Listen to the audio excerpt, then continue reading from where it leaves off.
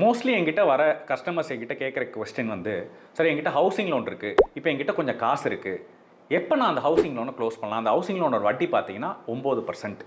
இதுக்கு let me explain. Generally ஒரு housing loan எடுக்கிறீங்க அப்படின்னா, நீங்கள் இஎம்ஐ கட்டும்போது முதல் மாதத்துக்கு நீங்கள் கட்டக்கூடிய இஎம்ஐயில் இன்ட்ரெஸ்ட் போர்ஷன் அதிகமாக இருக்கும். அதே மாதிரி போக போக பார்த்தீங்க அப்படின்னா உங்கள் பிரின்சிபல் போர்ஷன் கூடிக்கிட்டே வரும், இன்ட்ரெஸ்ட் போர்ஷன் கம்மியாகும்.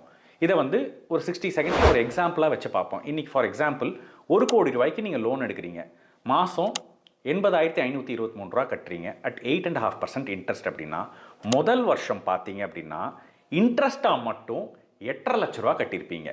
அதே மாதிரி கடைசி வருஷம் பார்த்தீங்க அப்படின்னா இன்ட்ரெஸ்ட்டாக 43,000 ரூபா கட்டியிருப்பீங்க.